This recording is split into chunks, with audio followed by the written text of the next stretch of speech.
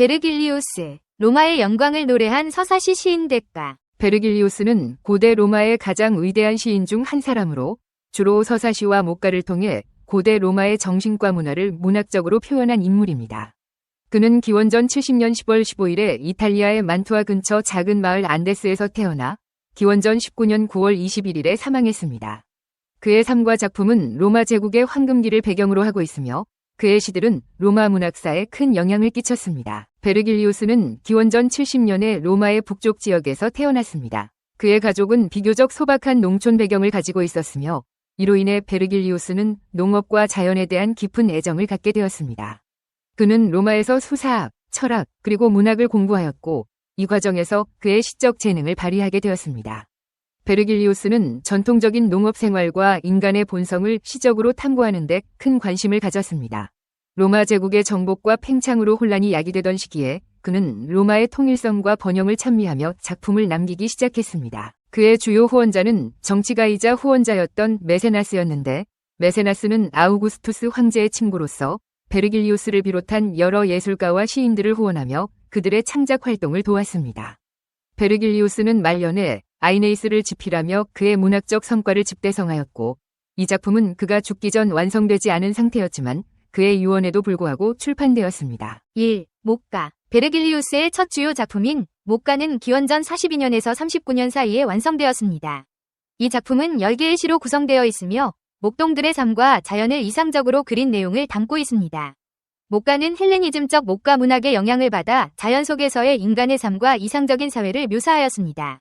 이 시집은 고대 로마 사회의 정치적 불안과 동시에 이상향을 꿈꾸는 인간의 욕망을 표현하고 있습니다. 2. 농경시. 농경시는 기원전 37년에서 29년 사이에 쓰여진 4권의 시집으로 농업의 미덕을 노래하며 자연과 인간의 조화로운 관계를 강조합니다. 이 작품은 단순히 농업 기술을 설명하는 것이 아니라 농업을 통한 인간의 삶의 가치를 재발견하게 하는 문학적 의미를 지니고 있습니다. 여기에는 농업의 기술뿐만 아니라 인간의 노동, 희망, 자연의 섭리 등이 담겨 있어 로마 제국이 지향하던 이상적인 농촌 생활의 모습을 그리고 있습니다. 이 시를 통해 베르길리우스는 로마 시민들에게 자연과의 조화로운 삶을 권장하고 농업이 가져다주는 평화와 안정을 찬미하고자 했습니다. 3. 아이네이스. 아이네이스는 베르길리우스의 가장 중요한 작품으로 기원전 29년부터 그의 죽음까지 집필되었습니다. 이 서사시는 호메로스의 일리아스와 오디세이아를 모방하여 로마 건국의 기원을 서사시 형식으로 담고 있습니다. 이 작품은 트로이 전쟁에서 살아남은 영웅 아이네아스가 이탈리아로 가서 로마의 기초를 놓기까지의 여정을 그리고 있습니다. 아이네이스는 12권으로 구성되어 있으며 첫 6권은 아이네아스의 여행을 묘사하고 후반 6권은 이탈리아에서의 전쟁을 다루고 있습니다. 이 작품을 통해 베르길리우스는 로마 제국의 기원을 신성하게 묘사하고 로마의 운명과 황제 아우구스투스의 정통성을 정당화하려 했습니다. 아이네아스는 신이 명령에 따라 자신의 운명을 받아들이고 많은 고난을 겪으며 로마의 초석을 다지게 됩니다. 이 과정에서 그의 희생과 헌신, 그리고 운명에 대한 순응이 강조되며 이는 로마인들에게 중요한 교훈을 주었습니다. 베르길리우스의 영향. 베르길리우스의 작품은 로마 문학의 황금기로 불리는 시대를 대표하며 단테, 밀턴, 그리고 여러 르네상스 시대 작가들에게 큰 영향을 미쳤습니다. 단테의 신곡에서는 베르길리우스가 단테의 안내자로 등장하여 단테를 지옥과 연옥으로 이끄는 역할을 합니다. 베르길리우스는 고대 로마의 영광을 문학적으로 재해석하고 이를 통해 로마 제국의 정체성을 확립하는 데 기여했습니다.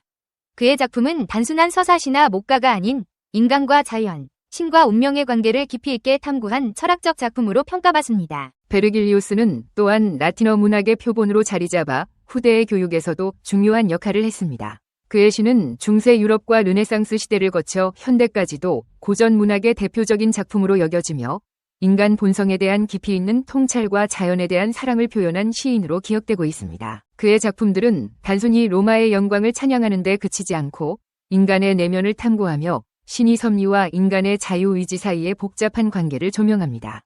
이는 그가 단순한 시인이 아닌 철학자이자 인문학자로서의 면모를 보여주는 부분입니다. 베르길리우스의 작품은 지금도 많은 이들에게 영감을 주며 인간 삶의 의미와 가치에 대해 깊이 생각하게 하는 중요한 고전으로 남아 있습니다. 단테의 신곡 천재 시인이 그려낸 경이로운 상호 세계 여행. 단테 알리기에리의 신곡 700년이라는 시간을 뛰어넘어 오늘날까지 사랑받는 이유는 무엇일까요?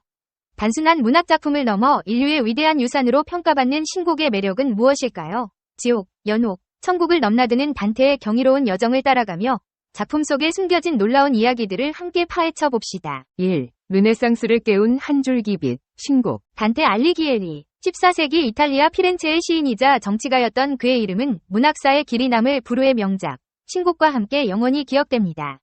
700여 년 전에 쓰인 이 작품은 단순한 문학작품을 넘어 인간 존재와 삶의 의미에 대한 심오한 통찰을 담고 있습니다. 신곡은 르네상스 시대를 여는 서곡이었으며 인류의 위대한 유산으로 자리매김하고 있습니다. 2. 신곡, 그 이름에 담긴 의미. 신곡의 원제는 단테 알리기에리의 코미디였습니다. 코미디는 당시 비극과 대비되는 개념으로 행복한 결말을 뜻했습니다. 단테가 지옥과 연옥을 거쳐 천국에 도달하는 여정을 담고 있기에 붙여진 이름이죠. 하지만 16세기 이후 신성한이라는 의미의 디바이나가 붙어 라 디바이나 커미디어로 불리게 되었습니다. 이는 단순한 이야기를 넘어 신성한 가치와 심오한 의미를 담고 있음을 강조하는 변화였습니다. 3. 단테와 함께 떠나는 사후 세계 여행. 신곡은 지옥, 연옥, 천국 3편으로 구성되어 있습니다. 길을 잃고 헤매던 단테는 어두운 숲에서 로마의 시인 베르길리우스를 만나 지옥으로 향합니다. 끔찍한 고통과 형벌이 가득한 지옥을 지나 죄를 씻고 정화하는 연옥을 거쳐 마침내 빛나는 천국에 도달합니다. 이 여정에서 단테는 역사 속 인물들을 만나 대화를 나누고 그들의 죄와 벌을 목격하며 신의 섭리와 인간의 자유의지, 구원에 대해 깊이 고찰합니다. 4. 신곡의 핵심, 콘트라파소. 지옥에서 죄인들은 자신이 저지른 죄와 관련된 형벌을 받습니다. 탐욕스러운 자는 뜨거운 식물에 삶아지고 분노에 가득 찬 자는 서로를 물어뜯으며 싸웁니다. 이러한 콘트라파소는 죄의 심각성을 강조하고 독자들에게 경각심을 불러일으킵니다. 단테는 이를 통해 인간의 악행과 그에 따른 결과를 생생하게 보여주며 도덕적 성찰을 유도합니다. 5. 신곡, 르네상스 시대를 깨우다. 신곡은 중세의 암흑기를 벗어나 인간 중심의 르네상스 시대로 나아가는데 중요한 역할을 했습니다. 단테는 신중심의 사고에서 벗어나 인간의 이성과 감정을 탐구하고 개인의 자유의지와 책임을 강조했습니다. 이는 르네상스 시대의 인문주의 사상에 큰 영향을 미쳤습니다. 6. 신곡, 이탈리아어를 꽃피우다. 신곡은 당시 문어였던 라틴어가 아닌 이탈리아 토스카나 지방의 방언으로 쓰였습니다. 이는 이탈리아어의 형성과 발전에 결정적인 역할을 했습니다. 단테는 신곡을 통해 이탈리아어의 아름다움과 풍요로움을 보여주었고 이탈리아어가 민족의 언어로 자리 잡는 데 기여했습니다. 7. 신곡, 시대를 초월한 문학적 가치. 신곡은 뛰어난 문학적 완성도를 자랑합니다. 11음절로 구성된 삼행연 구조는 운율과 리듬감을 살려 마치 노래를 부르듯 읽을 수 있게 합니다.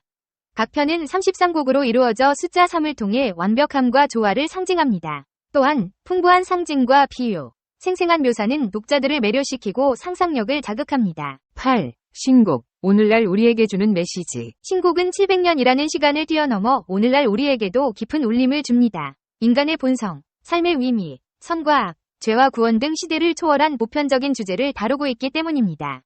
우리는 단테의 여정을 따라가며 자신의 삶을 되돌아보고 더 나은 삶을 위한 성찰의 시간을 가질 수 있습니다. 9. 신곡, 인류의 위대한 유산. 단테의 신곡은 단순한 문학작품을 넘어 인류의 위대한 유산입니다. 르네상스 시대를 깨우고 이탈리아어를 꽃피웠으며 시대를 초월한 문학적 가치를 지니고 있습니다. 우리는 신곡을 통해 인간 존재의 심오한 질문에 대한 답을 찾고 삶의 의미와 가치를 되새길 수 있습니다. 이 비디오가 유용했다면 좋아요와 구독 버튼을 눌러주세요. 건강한 삶을 위한 더 많은 팁을 공유할 테니 계속해서 성필원 채널을 지켜봐 주세요. 감사합니다.